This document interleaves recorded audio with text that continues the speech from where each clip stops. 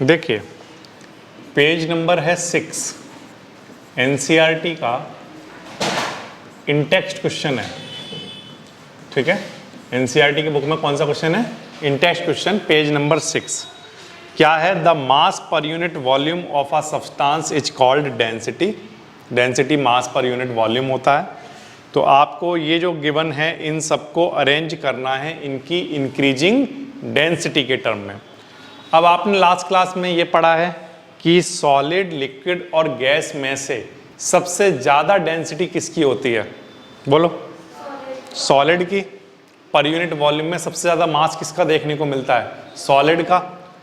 उससे कम गैस या liquid? Liquid. Solid की सबसे ज़्यादा, सॉलिड की सबसे ज़्यादा, उससे कम लिक्विड और उससे कम गैस। तो अगर मुझे इंक्रीजिंग ऑर्डर में लिखना है, डेंसिटी के इंक्रीजिंग ऑर्डर में लिखना है, तो इसका मतलब मुझे इस तरह से लिखना पड़ेगा। सबसे पहले क्या लिखेंगे हम? गैस। और गैस के बाद फिर हमें किसको लिखना होगा? बोलो। लिक्विड को। और फिर लिक्विड के बाद हमें किसको लिखना होगा? सॉलिड को। क्योंकि सबसे ज़्यादा डेंसिटी किसकी होती है? सॉलिड की, उससे कम लिक्विड, उससे कम गैस। तो अगर आपको डेंसिटी के इंक्रीजिंग ऑर्डर में लिखना है तो सबसे पहले तो इसमें से गैस ढूंढना है हमें, गैस कौन कौन सी हैं, फिर हमें लिक्विड ढूंढने हैं और फिर उसके बाद सॉलिड को ढूंढना है। तो इनमें से अगर गैस की बात करूँ तो ये जो एयर है, हमें सबसे पहले क्या मिला? एयर। एयर क्या है? गैस है। अब एग्जॉस्ट फ्रॉम चिमनी, ये भी क्या होगा? एक गैस। अच्छा, फिर इसके बाद Honey, water, chalk, cotton, iron.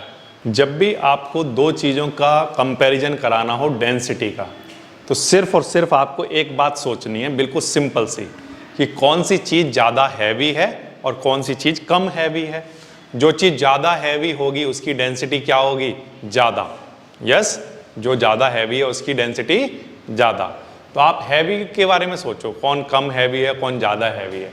तो एयर और एग्जॉस्ट फ्रॉम चिमनी की अगर हम बात करें तो जो एग्जॉस्ट ऑफ चिमनी होता है ये बहुत सारी गैसों का कॉम्बिनेशन होगा। तो वहाँ से कार्बन डाइऑक्साइड गैस भी निकल रही होगी, सल्फर डाइऑक्साइड भी होगी, नाइट्रोजन गैस भी होगी। तो ये जो CO2 है, SO2 है, N2 है, ये सारी गैस जो होती हैं ये हैवी होती हैं। किससे? एयर से। किससे हैवी होती हैं? एयर से हैवी होती हैं। तो अगर ये एयर से हैवी होती हैं, जब मैं कहता हूँ हैवी होती हैं तो मैं ये कह रहा होता हूँ कि उनका मास ज़्यादा है पर यूनिट वॉल्यूम में। पर यूनिट वॉल्यूम में उनका मास ज़्यादा है। तो इसका मतलब क्या ज़्यादा है? उनकी डेंसिटी। तो इसीलिए एग्जॉस्ट फ्रॉम चिमनी और एयर को अगर हम कंपैरिजन कराएं तो किसकी डेंसिटी ज़्यादा होगी? तो आंसर है एग्जॉस्ट फ्रॉम चिमनी की। तो इसका मतलब एयर से ज़्यादा होगी किसकी? Exhaust from chimney. ये वाली बात ठीक है? ये क्लियर हो गई बात? क्योंकि चिमनी से जो एग्जॉस्ट निकल रहा होगा वो डिफरेंट टाइप गैस का कॉम्बिनेशन होगा और वो सारी गैसेस क्या होंगी? हैवी होंगी इन कंपैरिजन टू एयर। इसलिए हमने यहाँ पर इसको ग्रेटर डेंसिटी कहा इसकी। ये वाली बात क्लियर है? ठीक। दूसरी, अब गैस के बाद अब आपका नेक्स्ट नंबर क्या आता है? गैस के बाद हमें क्या लिखने हैं? लिक्विड लिखने हैं। अब आप इसमें से लिक्विड को ढूंढिए। तो जैसे आपको लिक्विड मिला हनी, और आपको लिक्विड क्या मिला? वाटर। और तो कोई लिक्विड है नहीं। अब आप इन दोनों लिक्विड में रेस कराइए, बताइए इन दोनों लिक्विड में से कौन ज़्यादा हैवी होता होगा? हनी। ये आपको क्लियर दिखाई देता है कि छोटे सी पर यूनिट वॉल्यूम में अगर देखूं या छोटे वॉल्यूम में अगर देखूं तो हनी के पास ज़्यादा पार्टिकल होते हैं, तो उन पार्टिकल का मास भी क्या होता होगा? ज़्यादा होता होगा। या मैं ये कहूँ कि हनी के पार्टिकल के बीच में स्पेस कम होता है, तो पर यूनिट वॉल्यूम में उसका मास ज़्यादा देखने को मिलता है। तो इसलिए हम कहेंगे कि हनी की डेंसिटी ज़्यादा है किससे? वाटर से। तो इसलिए जब हम इसके बाद लिखेंगे तो क्या लिखेंगे? वाटर। और क्या लिखेंगे फिर इसके बाद? हनी। जिसका ज़्यादा है उसको बाद में लिखना है क्योंकि इंक्रीजिंग ऑर्डर में लिखना है। ये वाली बात ध्यान रखना, ठीक है? अच्छा, फिर इसके बाद बच्चों आ जाती है नेक्स्ट चीज़ क्या? सॉलिड। तो आपको 3 सॉलिड मिल रहे हैं, चॉक, कॉटन और आयरन। चॉक, कॉटन और आयरन में से आपको सबसे ज्यादा डेंसिटी किसकी दिखाई देती है? सबसे ज्यादा डेंसिटी आयरन की, ये बात पक्की है। उससे कम चॉक और उससे कम कॉटन की, ठीक है। तो इसलिए जब आप इसको लिखोगे तो क्या लिखोगे? चॉक आयरन और कॉटन में से सबसे कम किसका है? कॉटन। उससे ज्यादा किसका है? चॉक का। और उससे ज्यादा किसका है? आयरन का। ये वाली बात ठीक है? क्या चल रहा था? Cotton, chalk and iron. हमने क्या किया? गैस का देख लिया, ठीक है, गैस का हमें समझ में आ गया। हमने वाटर और हनी का देख लिया, हमें लिक्विड का समझ में आ गया। हमने सॉलिड का भी देख लिया। अब लेकिन साथ में हमें यह भी देखना पड़ेगा कि इन गैस, लिक्विड और सॉलिड में से कोई कंपोनेंट हमने ऐसा तो नहीं लिख दिया जो एक दूसरे से ज्यादा डेंसिटी रखता हो। जैसे हम बात करें कॉटन की, किसकी बात कर रहे हैं हम लोग? कॉटन की। कॉटन जो है चॉक और आयरन से तो ज्यादा डेंसिटी, कम डेंसिटी रखता है। लेकिन अगर आपसे मैं पूछूं कॉटन की डेंसिटी एग्जॉस्ट फ्रॉम चिमनी और एयर से कैसी होगी? ज्यादा होगी कि कम होगी? ज्यादा होगी। लेकिन वाटर से कैसी होगी? वाटर और हनी से कैसी होगी? कम। कॉटन की डेंसिटी कम होगी। अब कैसे होगी उसको समझते हैं। देखो, जैसे आप इसको एग्जांपल के लिए ऐसे समझो, ये 1 लीटर पानी मैंने इसमें भरा हुआ है। ये 1 लीटर की बोतल है, मैंने इसके अंदर 1 लीटर पानी भरा हुआ है। अब मैं 1 kg कॉटन को अगर मैं ऐसे ही रखूं, यहीं पर मैं 1 kg कॉटन को रखूं, दोनों का मास कैसा हो गया? सेम। वाटर का भी 1 kg है और कॉटन का भी 1 kg है। इनमें से ज्यादा वॉल्यूम कौन लेगा? ज्यादा जगह कौन लेगा? कॉटन को 1 kg कॉटन को कहीं पर रखना हो या 1 kg वाटर को कहीं पर रखना हो, आपको क्या लगता है कौन ज्यादा जगह लेता होगा? जब मैं कहता हूं ज्यादा जगह लेता होगा तो मतलब ज्यादा वॉल्यूम लेता होगा, मैं ये पूछ रहा हूं। सोचो। वाटर या कॉटन? अरे कुछ तो एक्सपीरियंस किया होगा आपने। कॉटन तो हमेशा ज्यादा जगह नहीं लेता है, हाँ या ना बोलो? अरे 1 kg कॉटन लोगे तो वो ज्यादा जगह लेगा। आप जब रखते हो, देखो इसको ऐसा समझ लो, जैसे मान लो एग्जांपल के लिए आपने पहले जो मेजरमेंट करते थे वैसे वाले मेजरमेंट वाले वो देखे हैं कि एक साइड में जैसे हमने कॉटन रख लिया और एक साइड हमने 1 kg का वाट रख लिया, है ना, जिससे हम मेजर करते हैं, जो तराजू जिसको बोलते हो आप, ठीक है। तो आप ये देखो कि वो जो सॉलिड है वो तो इतनी सी जगह में आ जाता है, और जब आप उसमें कॉटन रखते हो तो कॉटन तो इतनी बड़ी जगह में आता है, हाँ या ना? जैसे आपने रजाइयां ओढ़ते हो सर्दियों में, उसमें कितनी कॉटन होती है? 3 या 4 किलो। केवल कितनी होती है? 3 या 4 किलो। लेकिन कितनी बड़ी रजाई बन जाती, कितनी बड़ी रजाई के अंदर आ जाती है वो, तो वो कितना बड़ा वॉल्यूम ले लेती है। तो यानी कि कॉटन को जब हम रखें तो वो बहुत बड़ा वॉल्यूम लेता है। तो इसका जिसका वॉल्यूम ज्यादा होगा उसकी क्या कम होगी? डेंसिटी। क्या कम होगी? डेंसिटी। जो ज्यादा जगह लेगा उसकी डेंसिटी क्या होगी? कम होगी, क्योंकि उसका वॉल्यूम क्या है? ज्यादा। वो ज्यादा वॉल्यूम ले रहा है। तो वॉल्यूम अगर ज्यादा ले रहा है तो उसकी डेंसिटी क्या हो गई? कम। ठीक है, ये वाली बात क्लियर है? अब डेंसिटी कॉटन की कम है किससे कम होगी? वाटर से भी कम होगी और हनी से भी कम होगी। ऑल्सो किससे कम होगी? चॉक से और आयरन से। क्यों कम होगी? ये वाली बात क्लियर रखना कि जब हम सेम मास लें इनके तो वॉल्यूम कौन ज्यादा लेगा उसको रखने में? कॉटन। ठीक, तो इसलिए हम क्या कहेंगे कि कॉटन की डेंसिटी कम होगी। किससे? वाटर से भी, हनी से भी, चॉक से भी और आयरन से भी। लेकिन अब आप एक बार फिर से सोचो कि अगर आपको कॉटन को रखना हो, 1 kg कॉटन को रखना हो या 1 kg गैस को रखना हो, तो कौन ज्यादा वॉल्यूम ले लेगा? गैस ज्यादा वॉल्यूम ले लेगा। तो यानी कि गैस का वॉल्यूम ज्यादा होता है, यानी कि उनकी डेंसिटी कम होती होगी। किससे? कॉटन से, हाँ या ना? तो इसका मतलब सबसे पहले कौन आना चाहिए? एयर। सबसे कम कौन आएगा? एयर। और उससे ज्यादा डेंसिटी किसकी है? एग्जॉस्ट फ्रॉम चिमनी की, क्योंकि ये बहुत सारी गैसेस का कॉम्बिनेशन है। लेकिन इससे ज्यादा डेंसिटी वाला कौन होगा? कॉटन। तो यानी कि जब हम ऑर्डर में जब लिख रहे होंगे तो ऑर्डर में लिखते वक्त हम एक काम करेंगे। क्या काम करेंगे? कि इसके बाद एयर और एग्जॉस्ट फ्रॉम चिमनी के बाद हम किसको लेकर आएंगे? बोलो। कॉटन को। अब कॉटन से हैवी कौन कौन है? वाटर एंड हनी, और उनसे भी हैवी कौन है? Chalk and iron. वो बात नहीं हो रही है, बात ये नहीं कि क्या हम कंप्रेस कर सकते हैं या नहीं कर सकते, ऐसा तो गैस भी कंप्रेसिबल होती हैं, इनको भी कंप्रेस करके इतनी सी जगह में ला सकते हो, ये बात नहीं हो रही। बात हो रही है कि आप कॉटन को रखोगे और एयर को रखोगे तो एयर तो ज़्यादा वॉल्यूम लेगी और कॉटन कम वॉल्यूम लेगी, तो इसलिए एयर की डेंसिटी कम है, कॉटन की ज़्यादा है। अब फिर से आप कंपैरिजन कराओ कॉटन, वाटर, हनी, चॉक और आयरन में, तो इनमें से अगर मैं इन चारों चीज़ों को रखूं तो हनी छोटी सी जगह में आ जाएगा, वाटर थोड़ी जगह में आ जाएगा, चॉक थोड़ी सी जगह में आ जाएगी, आयरन थोड़ी सी जगह में आएगा, लेकिन कॉटन आपने देखी वो फूली फूली रहती है, वो चारों तरफ से, है ना, तो उसके जो पार्टिकल हैं वो दूर दूर दूर दूर होते हैं, तो इसलिए वो बड़ा वॉल्यूम लेती है, और क्योंकि वो बड़ा वॉल्यूम लेगी इन सबसे, तो ज्यादा वॉल्यूम लेगी तो उसकी डेंसिटी क्या होगी? कम। ये बात समझ आ रही है? इसीलिए मैं कॉटन को यहां पर रख रहा हूं। तो आप ये ऑर्डर नोट करेंगे, एयर, एग्जॉस्ट फ्रॉम चिमनी, उसके बाद cotton, water, Honey, chalk and iron. Tabulate the difference the characteristic of state of matter. Difference characteristic के बताने हैं हमें, तो ठीक है, ये मैं आपके साथ लास्ट क्लास में बहुत डिटेल में डिस्कस कर चुका हूं कि सॉलिड, लिक्विड और गैस में क्या डिफरेंस होते हैं। तो जितने भी मैंने आपके सामने कितने पॉइंट रखे थे? 10 पॉइंट रखे थे, याद है आपको? जैसे intermolecular force, inter particle distance, density, compressibility, energy, diffusion, fluidity, है ना, ऐसे करके मैंने आपको, हाँ, रिजिडिटी, ऐसे करके मैंने 10 पॉइंट आपको लास्ट क्लास में बताए हैं।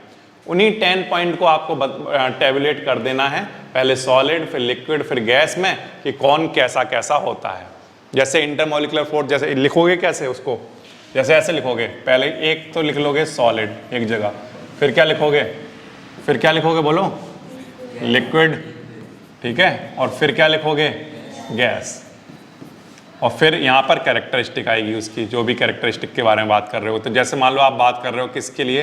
इंटरमॉलिक्यूलर फोर्स के लिए, ठीक है, इंटरमॉलिक्यूलर फोर्स, इसके लिए मान लो बात कर रहे हो, ठीक है। तो इंटरमॉलिक्यूलर फोर्स क्या होता है? Very strong, very strong. Solid के नीचे क्या आएगा? Very strong. लिक्विड के नीचे क्या आएगा? बोलो, लेस देन, हाँ, लेस देन सॉलिड। और इसमें गैस में क्या लिखोगे? नेग्लिजिबल लिख सकते हो आप, ठीक है, क्या लिख सकते हो? नेग्लिजिबल, या less than liquid, less than solid and liquid.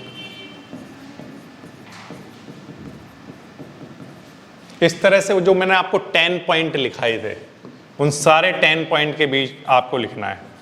जैसे इंटर पार्टिकल डिस्टेंस, तो इसमें वेरी क्लोज, ठीक है, इसमें ग्रेटर देन सॉलिड, और इसमें greater than solid and liquid. इस तरह से आपको वो सारे के सारे पॉइंट टैबुलेट कर देने। कर पाओगे? बोलो यस। तो ये आपका क्वेश्चन नंबर 2 का ए पार्ट आपको इस तरह से करना है, ठीक है। इसके बाद इसी में इन्होंने बी पार्ट बनाया हुआ है। बी पार्ट की बात करो, बी पार्ट में क्या पूछा हुआ है? Comment upon the following: rigidity, compressibility, fluidity, filling a gas in a container, shape, kinetic energy, density, है ना। इन सारी बातों को हम लोग फिर से डिस्कस कर चुके हैं। रिजिडिटी हमने पढ़ लिया था, मैं अगर एक बार आपको फिर से याद दिलाऊं तो किस किस की बातें करनी है। जैसे हम बात करें सॉलिड, लिक्विड और गैस में, अगर जो हमें पॉइंट गिवन है हम उनकी बातें करें। जैसे नंबर 1 जो कैरेक्टरिस्टिक क्या है वो है रिजिडिटी गिवन है। पहला क्या है? पहला क्या है? रिजिडिटी है, ठीक है, रिजिडिटी। तो रिजिडिटी क्या होता है? रिजिडिटी होता है वो प्रॉपर्टी जिसकी वजह से कोई अपनी शेप को मेंटेन कर पाता है बाय अप्लाइंग फोर्स, ठीक है। तो सबसे ज्यादा शेप को मेंटेन करने की प्रॉपर्टी किसके पास होती है? सॉलिड के पास, है ना। तो इसलिए हम कहेंगे कि जो रिजिडिटी है वो सबसे ज्यादा किसके पास देखने को मिलेगी? सॉलिड के पास, उससे कम लिक्विड और उससे कम गैस। या हम ये कहें कि रिजिडिटी दरअसल कौन फॉलो करते हैं? सॉलिड ही प्रोसेस करते हैं, बाकी लिक्विड और गैस तो रिजिडिटी प्रोसेस नहीं करते हैं। ठीक है, अच्छा इसके अलावा अगर हम बात करें, अच्छा इनकी रिजिडिटी हाई क्यों होती है, सॉलिड की रिजिडिटी हाई क्यों होती है बताओ? इनके बीच में इंटरमॉलिक्यूलर फोर्स ज़्यादा होता है, इनके पार्टिकल एक दूसरे से क्लोज होते हैं, या कहूँ इनके इंटर पार्टिकल डिस्टेंस कम होती है बहुत, है ना, इसीलिए ये कैसे होते हैं, रिजिड होते हैं। मतलब इसीलिए इनकी क्या होती है, एक पर्टिकुलर शेप देखने को मिलती है, और इसीलिए हम कहते हैं कि सॉलिड जो है वो रिजिड होते हैं। ओके, और किस पर कमेंट करने को बोला है? कंप्रेसिबिलिटी। सेकंड क्या है? कंप्रेसिबिलिटी। कंप्रेसिबिलिटी, कंप्रेसिबिलिटी पर कमेंट करो। कंप्रेसिबिलिटी सबसे ज्यादा किसकी होगी? गैस की। क्यों? क्योंकि इंटरमॉलिक्यूलर फोर्स कम होता है गैसेस के पार्टिकल के बीच में, इसीलिए वहां पर बहुत सारा स्पेस है। अगर वहां स्पेस है तो उनको कंप्रेस करके, प्रेशर लगाकर उनको क्या किया जा सकता है? कंप्रेस किया जा सकता है। इसलिए सबसे ज्यादा कंप्रेसिबिलिटी किसके पास देखने को मिलती है? गैस के पार्टिकल के पास। ठीक है, ये सारे के सारे जो आंसर्स हैं और जो नोट्स हैं, प्रॉपर बढ़िया वाले जो नोट्स हैं, वो सारे के सारे आपके ऐप के अंदर हैं। ठीक है, वहाँ से आपको अलग से कुछ भी नोट करने की ज़रूरत नहीं है, आप वहाँ से आराम से पढ़ सकते हो। बढ़िया से नोट्स बनाए हुए हैं, और इन सब के आंसर भी बहुत ही जो बड़ी बेस्ट तरीका हो सकता है लिखने का, उस तरीके से लिखे हुए हैं उसमें। ठीक है, तो वहाँ से आप इन सारे नोट्स को तैयार करोगे। अच्छा, कंप्रेसिबिलिटी के बाद नेक्स्ट किस पर बोलना है हमें? फ्लूइडिटी। फ्लूइडिटी की बात करो। फ्लूइडिटी क्या होता है? जो फ्लो करने की प्रॉपर्टी रखता हो। फ्लो करने की प्रॉपर्टी कौन कौन रखता है बताओ? Liquid and gas. तो लिक्विड और गैस फ्लो करने की प्रॉपर्टी रखते हैं। लेकिन अगर इनमें से मैं पूछूं फ्लूइडिटी किसकी ज्यादा होती होगी, तो आंसर है गैस की। तो अगेन इसका आंसर वही है कि क्योंकि गैस और लिक्विड के पार्टिकल के बीच में इंटरमॉलिक्यूलर फोर्स कम होता है, इसलिए वो फ्रीली मूव करने की टेंडेंसी रखते हैं, इसीलिए वो फ्लो करने की टेंडेंसी रखते हैं। ठीक है, जबकि सॉलिड जो है वो फ्लूइडिटी की प्रॉपर्टी प्रोसेस नहीं करते हैं। सॉलिड कौन सी प्रॉपर्टी रखते हैं? रिजिडिटी। जबकि लिक्विड और गैस कौन सी प्रॉपर्टी रखते हैं? फ्लूइडिटी। ठीक है, काइनेटिक एनर्जी की बातें करते हैं। ठीक है, kinetic energy, fourth, kinetic energy. तो जब काइनेटिक एनर्जी होता क्या है? जब भी कोई बॉडी मोशन में होती है, तब उस टाइम जो एनर्जी उसके पास होती है, जो एनर्जी वो प्रोसेस करती है, वो एनर्जी क्या कहलाती है? Kinetic energy. ठीक है, तो आपको ये सोचना है कि सॉलिड, लिक्विड और गैस में से किसके पार्टिकल के पास काइनेटिक एनर्जी सबसे ज्यादा होती होगी? गैस के पार्टिकल के पास सबसे ज्यादा होती होगी, क्योंकि वो फ्रीली मूव कर सकते हैं, वो मोशन में होते हैं, है ना। तो इसलिए मैं कहूं कि काइनेटिक एनर्जी सबसे ज्यादा गैसेस के पार्टिकल प्रोसेस करते होंगे, उससे कम लिक्विड, और सबसे कम सॉलिड। सबसे कम काइनेटिक एनर्जी सॉलिड के पार्टिकल के पास मिलेगी। वो कोशिश तो करता है, बट वो वाइब्रेट करता है, वो फ्रीली मूव नहीं कर पाता। लेकिन लिक्विड के पार्टिकल मूव कर सकते हैं, तो इसका मतलब उनके पास काइनेटिक एनर्जी है। और सबसे ज्यादा मूव करते हैं गैस के पार्टिकल, इसका मतलब सबसे ज्यादा काइनेटिक एनर्जी गैस के पार्टिकल के पास है। ठीक है, इसके बाद और भी बोला हुआ है क्या?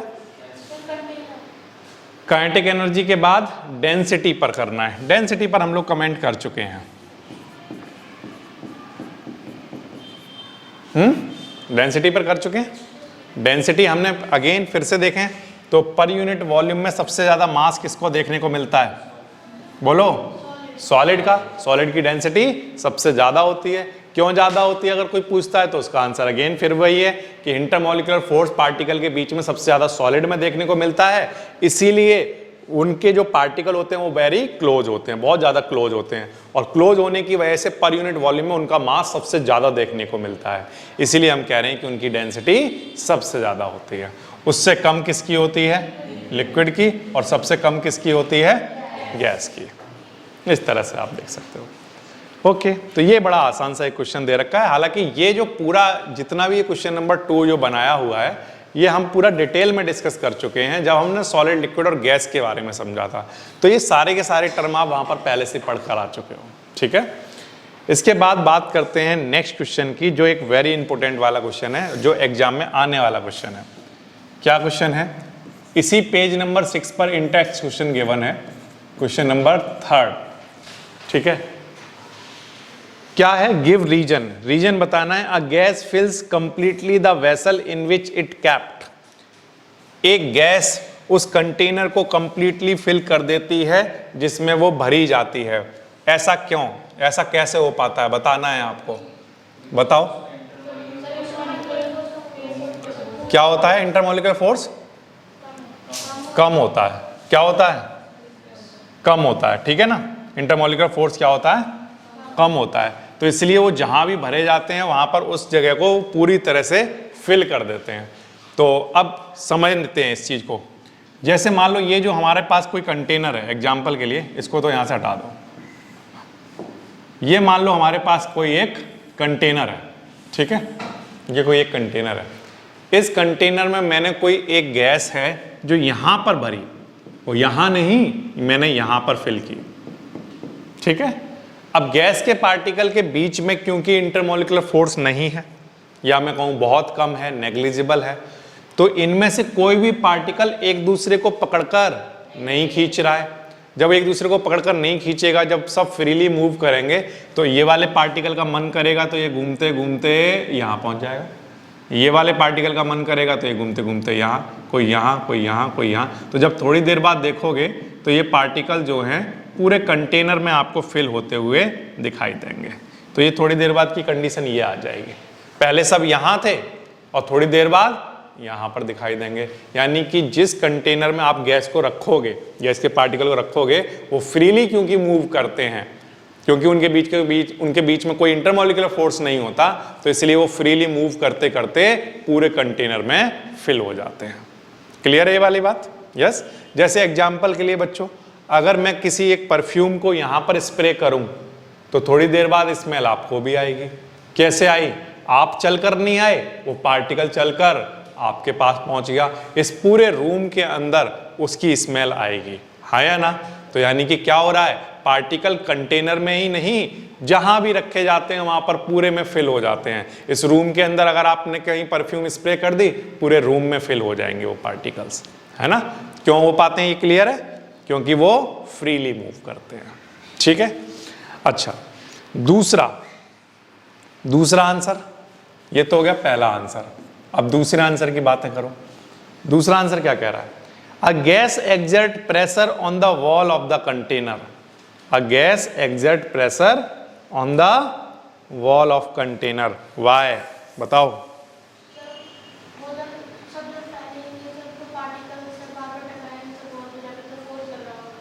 बिल्कुल सही बात। वो ये कह रहा है कि ये जो गैस के पार्टिकल है, जब ये मूव कर रहे होते हैं, आप किसी एक पार्टिकल को कंसीडर कर लो। वैसे मान लो एग्जाम्पल के लिए हमने इस वाले पार्टिकल को कंसीडर किया। ये पार्टिकल क्या है? ये घूमता हुआ कभी ना कभी इस वॉल पर टकराता है, टकराएगा। जब ऐसे घूम रहा होगा तो घूमते घूमते कभी इधर जाता है, कभी इधर जाता है, कभी इधर जाता है। तो ये क्या करेगा? इस वॉल पर टकराएगा और इस वॉल के पर यूनिट एरिया में, मतलब इतने एरिया में ये क्या क्रिएट कर रहा है? क्या लगा रहा है? फोर्स। क्या लगा रहा है?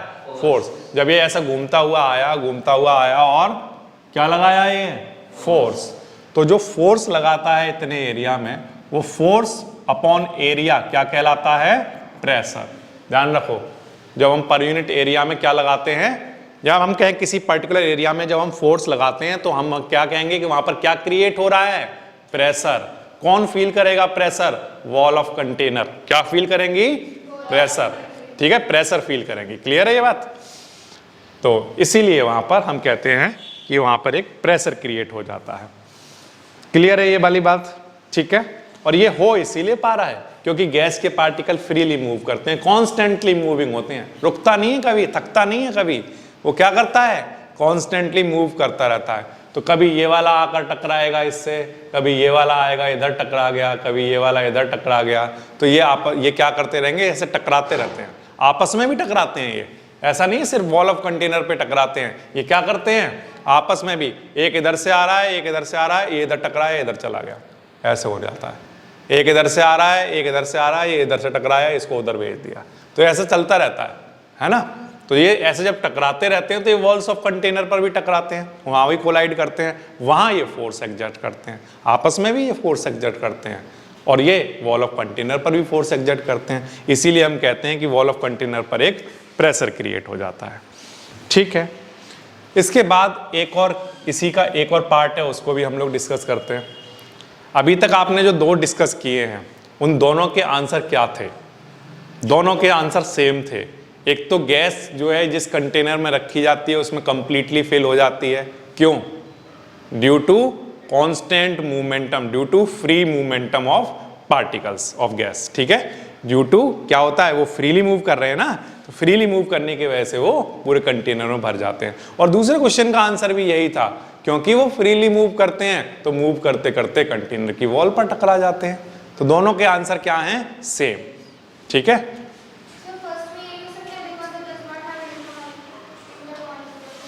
हाँ, फ्रीली मूव करने का रीजन क्या है? फ्रीली मूव करने का रीजन ये है क्योंकि उनके बीच में इंटरमॉलिक्यूलर फोर्स नहीं है। ठीक है, अगर कोर के कॉन्सेप्ट्स आप पूछना चाहते हो सॉलिड लिक्विड गैस का क्या है, तो वो एक ही टर्म है, इंटरमॉलिक्यूलर फोर्स। आप कोई भी रीजन दोगे लास्ट में आपको यहीं पर आओगे, इंटरमॉलिक्यूलर फोर्स पर। ठीक है, अच्छा, अब wooden table should be called a solid. जो एक वुडन की टेबल होती है उसको हमें सॉलिड क्यों कहना चाहिए? बोलो बच्चों, क्या आंसर दे रहे हो? अरे कोई भी चीज सॉलिड आप जब कहते हो तो उसे क्यों सॉलिड कहते हो, ये बताओ। अगर बच्चों इतना ज्यादा साइंस की लैंग्वेज मत बोला करो, मैं घबरा जाता हूं। इतनी साइंस की लैंग्वेज नहीं बोलनी है। अगर मैं आपसे ये पूछूं कि ये सॉलिड क्यों है, या मैं ये पूछूं ये चेयर सॉलिड क्यों है, तो आप ये कहोगे क्योंकि इनके पार्टिकल के बीच में इंटरमॉलिक्यूलर फोर्स बहुत ज्यादा है। अरे ये सब बातें नहीं करनी है, सादा सिंपल सी बात बताओ मुझे कि इस चेयर को आप सॉलिड क्यों कहते हो?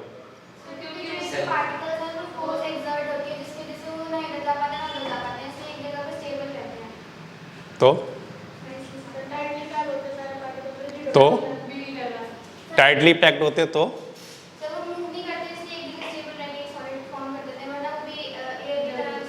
किसी भी सॉलिड की सबसे बेसिक प्रॉपर्टी आपको क्या दिखाई देती है जब देखते हो? तो एक ही जगह पर रहते हैं, यानी कि उनकी शेप फिक्स रहती है। क्या शेप फिक्स रहती है और उनका वॉल्यूम फिक्स होता है।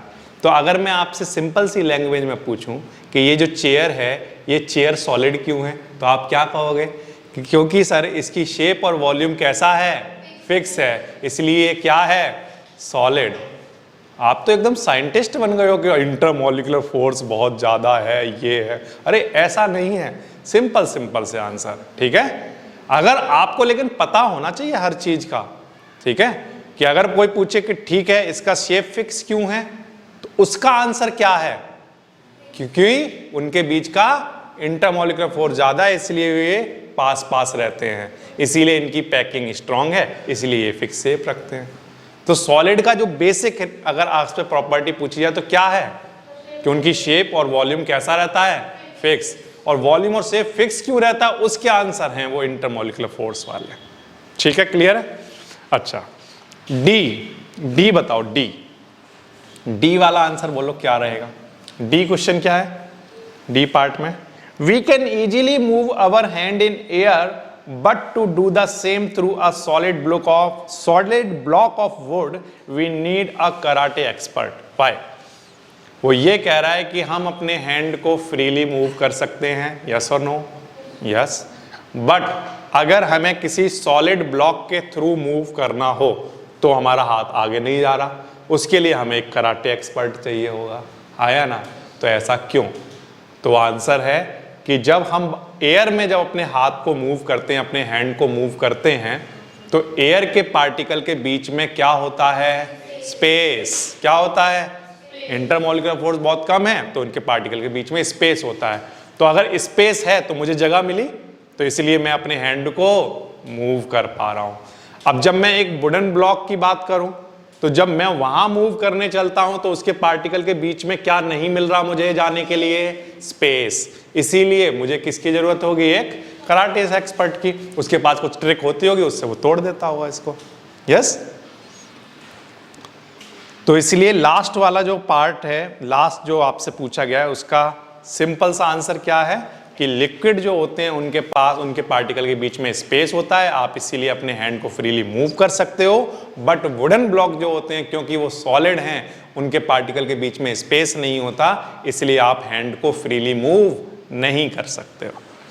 क्लियर है बात? यस और नो बोलो। तो प्यारे बच्चों, बात को ध्यान से समझो। क्वेश्चन नंबर 4 की बातें करेंगे, ठीक है? क्वेश्चन नंबर 4 क्या कह रहा है इसी पेज पर, in text number, page number 6 पर इन टेक्स्ट क्वेश्चन है, liquid generally have lower density as compared to solid, but you must have observe that ice float on water, find out why. ठीक है, ice की density water से कम होती है, इसीलिए वो क्या करती है, उस पर फ्लोट करती है। अब क्वेश्चन ये है कि आइस की डेंसिटी कम क्यों होती है वाटर से? अब एक बार फिर से हम ये बात जानते हैं, क्या बात जानते हैं कि डेंसिटी ऑफ सॉलिड क्या होती है, ग्रेटर किससे, डेंसिटी ऑफ लिक्विड से। ये बात हम जानते हैं, ठीक है? तो इस हिसाब से तो जो आइस है, आइस क्योंकि क्या है, सॉलिड है, तो जब हम आइस को लिक्विड पर रखें तो आइस हैवी हुई। मैंने आपको पहले भी बोला था डेंसिटी का मतलब हैवी, तो आइस हैवी हुई और लिक्विड क्या हुआ, कम हैवी हुआ।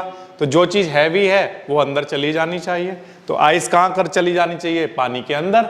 लेकिन ये पानी के अंदर नहीं जाती है, ये पानी के ऊपर जब आप रखोगे तो आइस उस पर फ्लोट करती रहती है। वो अंदर क्यों नहीं जा रही है, उसे अंदर जाना चाहिए, क्योंकि क्यों जाना चाहिए उसे अंदर, बताओ?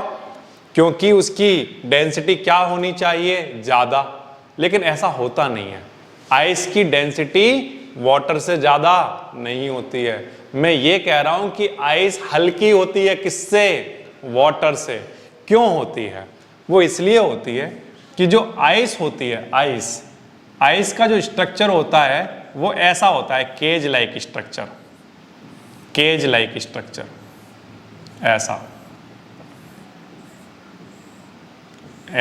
ऐसा स्ट्रक्चर आपको दिखाई देगा, ठीक है? ऐसा स्ट्रक्चर, ऐसा कुछ स्ट्रक्चर आपको दिखाई देगा। कैसा स्ट्रक्चर? केज लाइक स्ट्रक्चर इसे बोलते हैं। अब इस स्ट्रक्चर में आप देखो तो यहां पर बीच में क्या देखने को मिल रहा है आपको, स्पेस। क्या देखने को मिल रहा है, स्पेस। अब अगर मान लो इनके बीच में स्पेस है, इसका जो स्ट्रक्चर है वो कुछ ऐसा स्ट्रक्चर है कि इसके बीच में क्या देखने को मिलता है, स्पेस। उस स्पेस में कौन भर जाता है, एयर। अरे पानी नहीं, कौन भर जाता है, एयर।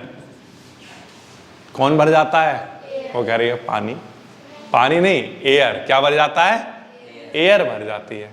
अब एयर तो कैसी होती है, हल्की होती है, किससे, पानी से। तो इसलिए आइस की जो डेंसिटी है वो भी क्या हो जाती है, कम, किससे, पानी से। ये बात समझ में आ रही है? तो फिर से डेंसिटी ऑफ आइस जो है, डेंसिटी ऑफ आइस वो कैसी होती है, ज्यादा नहीं, कैसी, कम, लेस, किससे, डेंसिटी ऑफ वाटर से। एयर कहां से आती है, एयर पूरे रूम में बहुत सारी है। मतलब अगर मैं अपने हाथ में बच्चे कहीं पर एक आइस ले लूं, तो जो आइस है ना उसके बीच में ऐसे छोटे छोटे पोर्स होंगे, ऐसे छोटे छोटे होल्स इमेजिन करो आप। छोटे छोटे होल्स हैं लेकिन आपको दिख नहीं रहे हैं, लेकिन वहां पर छोटे छोटे पोर्स हैं। अब उन छोटे छोटे पोर्स में, होल्स में कौन ट्रैप हो जाती है, एयर। हमारे रूम में बहुत सारी एयर है, एयर तो हर जगह घूमती है, तो उन पोर्स में कौन पहुंच जाएगी, एयर। और तो कोई जा नहीं सकता, सॉलिड थोड़ी चला जाएगा, वो इतना छोटा है कि वहां पर सिर्फ कौन जा सकता है, एयर। अब जब सब जगह एयर भर जाएगी तो पूरी आइस किससे भरी हुई है, एयर से। और एयर क्या होती है, हल्की होती है, किससे, पानी से। इसीलिए जो आइस की जो डेंसिटी है वो किससे कम हो जाती है, पानी से। तो इसीलिए आइस क्या करती रहती है, फ्लोट करती रहती है। कोई भी सपना साकार करने के लिए सबसे जरूरी है सही कोच का होना। चुनिए GS क्लासेस को और करें अपने बोर्ड एंड JEE का सपना साकार। Download the app now.